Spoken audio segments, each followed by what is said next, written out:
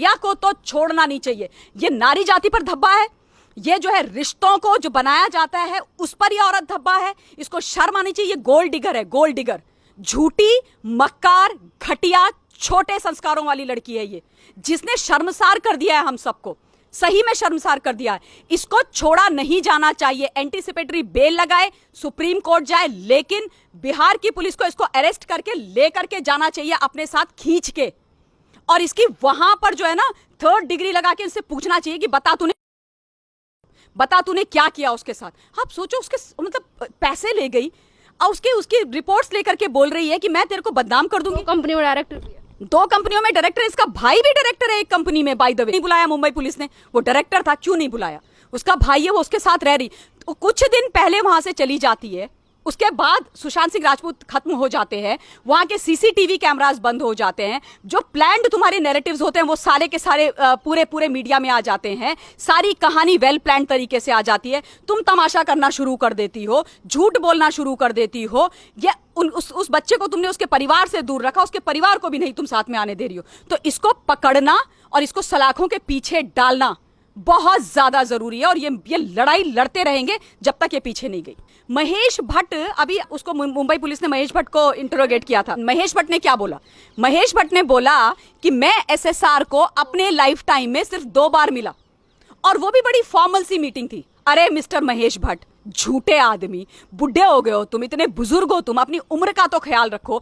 अगर तुम सिर्फ 2 बार मिले थे तो तुमने कैसे बोल दिया कि सुशांत सिंह राजपूत डिप्रेशन का शिकार है, वो भी एक्यूट डिप्रेशन का, और परवीन बाबी की तर्ज पर वो सुसाइड करके मर जाएगा? कैसे बोला? तुम मनोचिकित्सक हो, तुम उसके रिश्तेदार थे, तुम उसके साथ 24/7 रह रहे थे, नहीं ना? कैसे बोला महेश भट्ट ने? इसका मतलब महेश भट्ट भी हैंड इन ग्लव्स है। रिया चक्रवर्ती, महेश भट्ट और ये सारे जो बाकी के बॉलीवुड के लोग हैं जो पेडल कर रहे थे ये स्टोरी और इस सारी चीजों के पीछे थे, इन सबको प्रश्न चिन्ह करना चाहिए। और ये झूठ बोल रहे हैं, ये जो हैं, जो लोगों ने इसको मारा है, जो लोग उसकी हत्या में शामिल हैं, जिन्होंने उसको उकसाया है, जिन्होंने उसके साथ बुरा किया, उनसे या तो ये इनका सांठगांठ हो चुकी है, बिल्कुल साफ बात है, और वो न्याय देना ही नहीं चाहते हैं उसको। जैसे इन्होंने पालघर में न्याय नहीं दिया वैसे ही नहीं देना चाहते।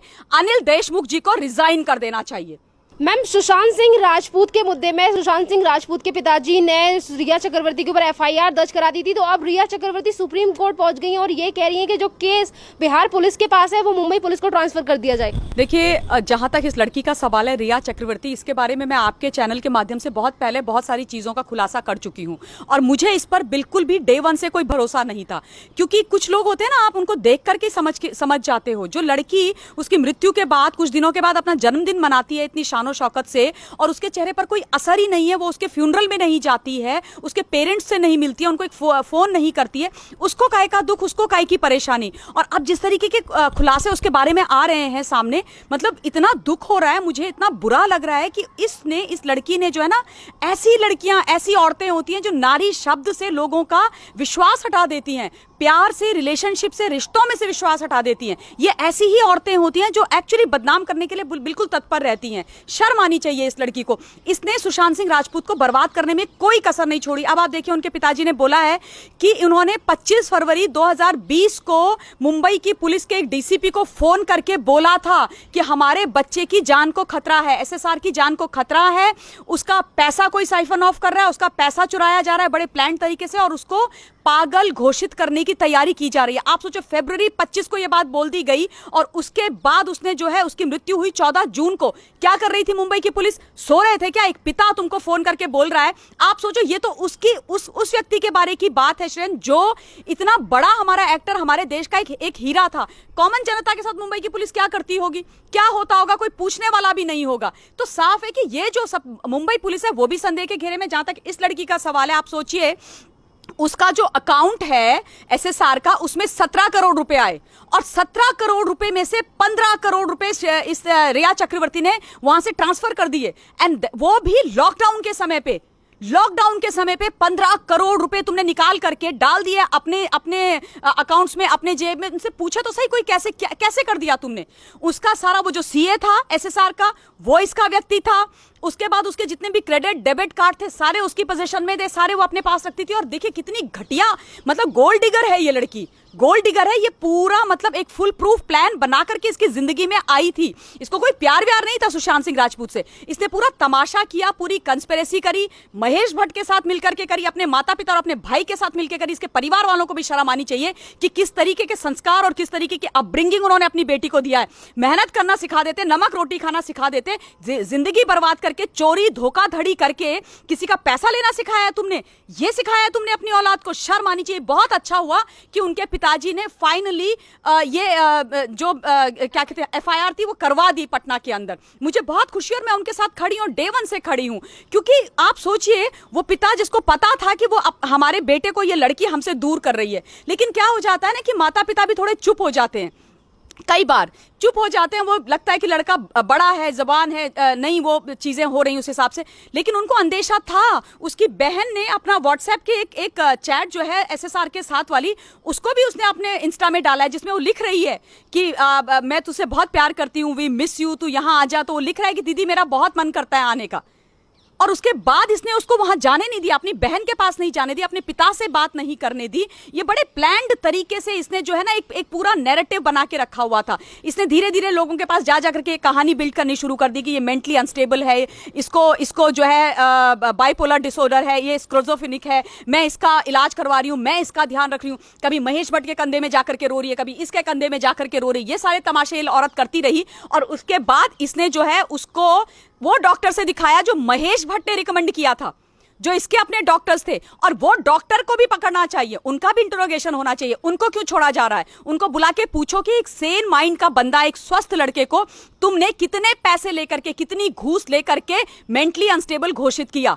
और वो सारे पेपर्स जो उसके मेडिकल पेपर्स थे वो भी लेकर के, पैसे और लैपटॉप और ज्वेलरी के साथ लेकर के भागकर चली गई है।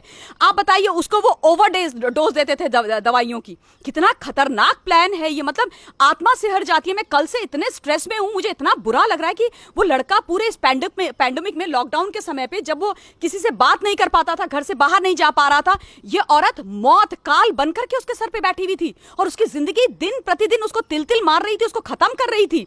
और उसके बाद जो है उसको धमकी दे करके वो चली गई कि मैं तेरा करियर खत्म कर दूंगी, मैं तेरा करियर तबाह कर दूंगी, मैं ये तेरी सारी रिपोर्ट्स वहां पर मीडिया में अनाउंस कर दूंगी, पब्लिक कर दूंगी, ताकि तुम खत्म हो जाओ। यानी कि अगर उसने, ये इसकी साफ सी बात है कि उसने बोला होगा कि भाई तुम कैसे मेरे पैसे निकाल रही हो, या ये कर रही हो, या वो कर रही हो। जैसे उस व्यक्ति ने बात शुरू करी, इसने अपना असली रूप उसको भी दिखा दिया, चली गई। और उसके बाद सुशांत सिंह राजपूत ने इससे बात करने की कोशिश करी कई बार। वो जो एफआईआर है डिटेल्ड, आप उसको पढ़िए तो आपको, मतलब 6 पन्नों की है, आपके रोंगटे खड़े हो जाते हैं, आपके आंसू नहीं थमते हैं कि कितना, मतलब ये औरत, ये लड़की जो ऐसे मेकअप लगा करके आ जाती है सामने, कितनी बड़ी घटिया नौटंकीबाज लड़की है ये, कितना इसने तमाशा करके रखा हुआ है। और उसके बाद तुम उसको बोल रहे हो कि मैं तुझे खत्म कर दूंगा। वो डर गया, स्ट्रेस हो गया। लेकिन उसके बाद भी मैं आज ये भी कहना चाहती हूं कि उसमें हाथ बॉलीवुड का भी है। रिया चक्रवर्ती ये सारी चीजों को अंजाम अकेले बिल्कुल नहीं दे सकती।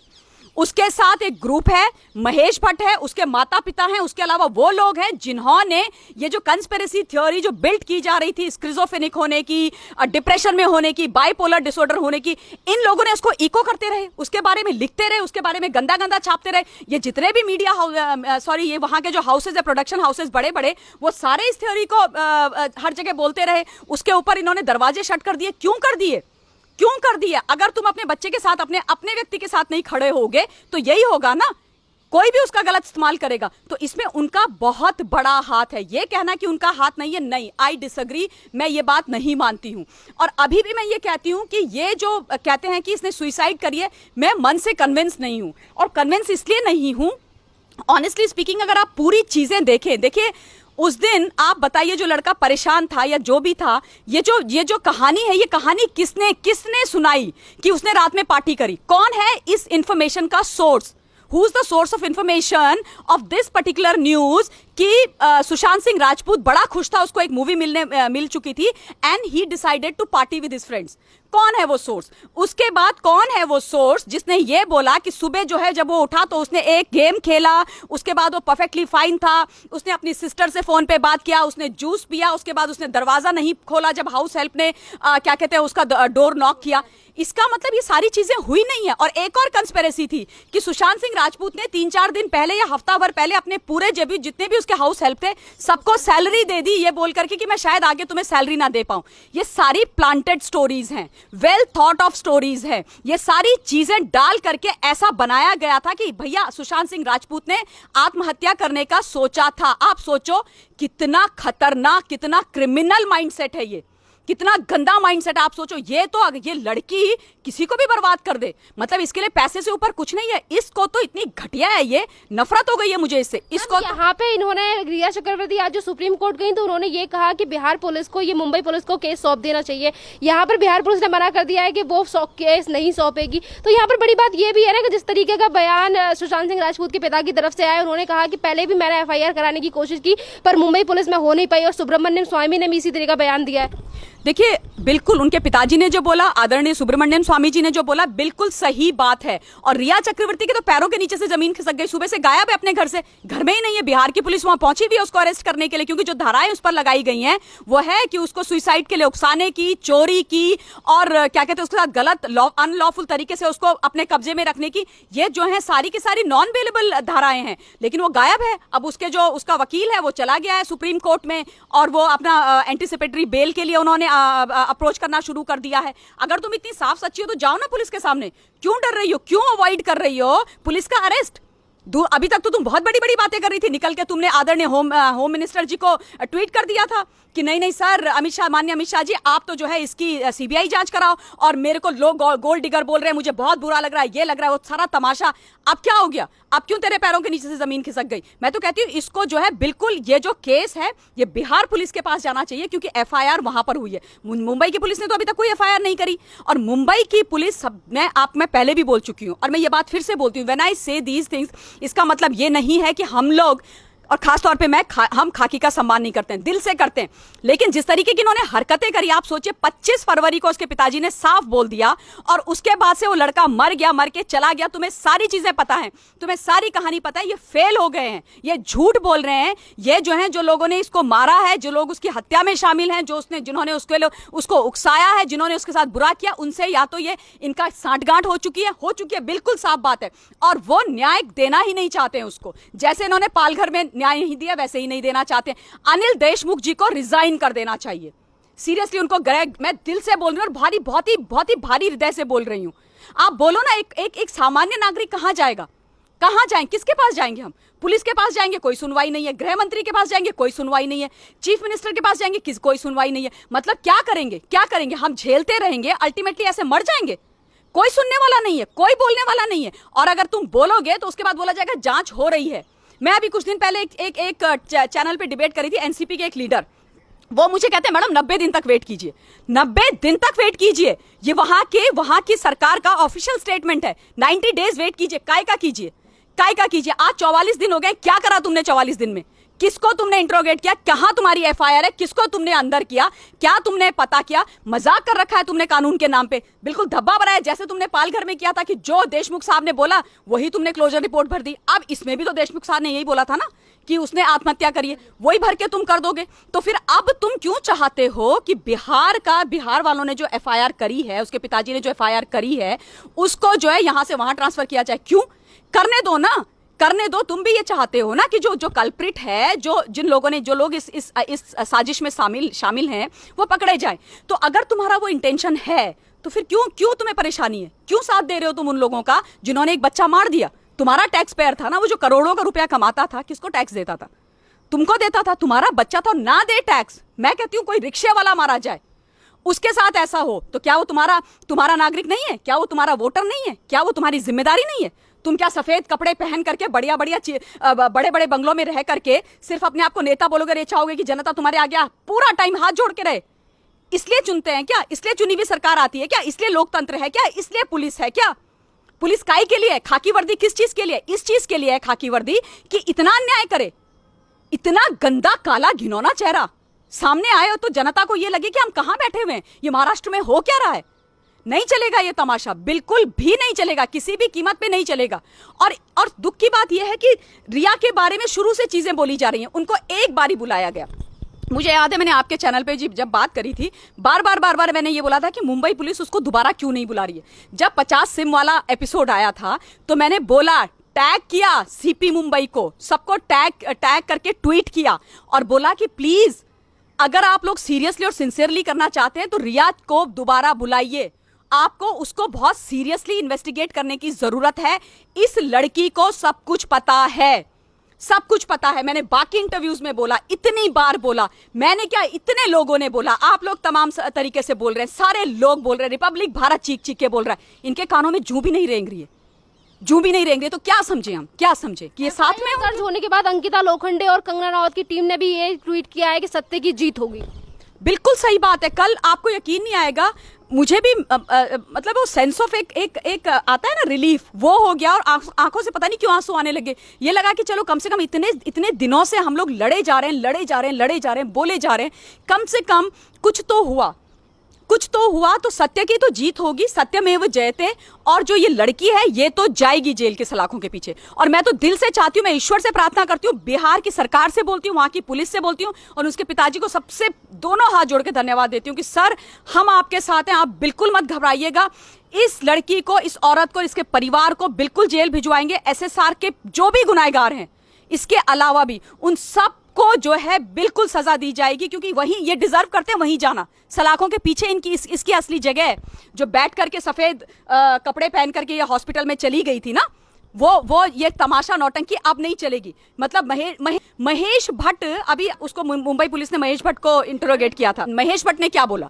महेश भट्ट ने बोला कि मैं SSR को अपने लाइफ टाइम में सिर्फ 2 बार मिला और वो भी बड़ी फॉर्मल सी मीटिंग थी। अरे मिस्टर महेश भट्ट, झूठे आदमी, बुढ़े हो गए हो तुम, इतने बुजुर्ग हो तुम, अपनी उम्र का तो ख्याल रखो। अगर तुम सिर्फ 2 बार मिले थे तो तुमने कैसे बोल दिया कि सुशांत सिंह राजपूत डिप्रेशन का शिकार है, वो भी एक्यूट डिप्रेशन का, और परवीन बाबी की तर्ज पर वो सुसाइड करके मर जाएगा? कैसे बोला? तुम मनोचिकित्सक हो, तुम उसके आप रिश्तेदार थे, तुम उसके साथ 24/7 रह रहे थे? नहीं ना।